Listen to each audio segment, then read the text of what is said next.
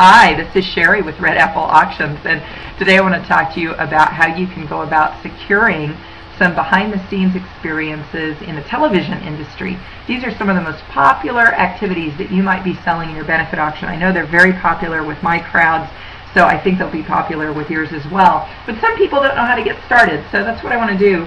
Is the opportunity to really watch a show being taped is kind of appealing to a lot of people, but they just don't know where to start. So let's go ahead. Number one here is to check with family and friends.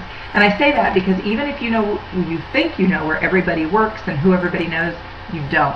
Case in point, a couple of years ago I was working with a group and we were talking about things that they could procure that would be great sellers, and we were talking about this concept. And one of the people on the committee, it turns out, used to design costumes in New York City, and she knew people who worked on the Saturday Night Live crew. She got a couple of tickets to Saturday Night Live's dress rehearsal. I didn't even know Saturday Night Live did a dress rehearsal, but they do.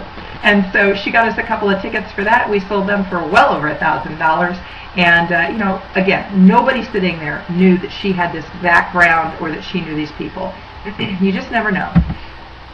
Number two, you can call your local cable company because there's a lot of shows that are airing on local cable channels that are going to be easier for you to get behind-the-scenes passes to. For instance, here in D.C., we've got the Lara News Hour. We've got This Week with George Stephanopoulos. We've got Pardon the Interruption. We've got, you know, primarily political types of shows. But, you know, what I did just for fun is I went online just to prove to you that this can be done. I went online and I looked up local Channel 6 in Lawrence, Kansas. Okay? And there are 6 shows there that are produced by Free State Studios. And a couple of the shows was Janie's Kitchen, which is she's a hairdresser who has her own cooking show. And another one was called The Drive, which was an unscripted sports talk show featuring 4 local pundits.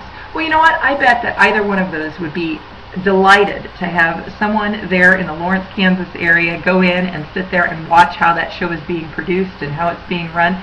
Yeah, it might not be as fascinating as seeing Glee be produced, but it's still pretty cool, particularly for people who've never seen something like that before. So don't discount it. Those local cable shows are a lot easier to get access to, and they're going to be probably flattered that you called to ask.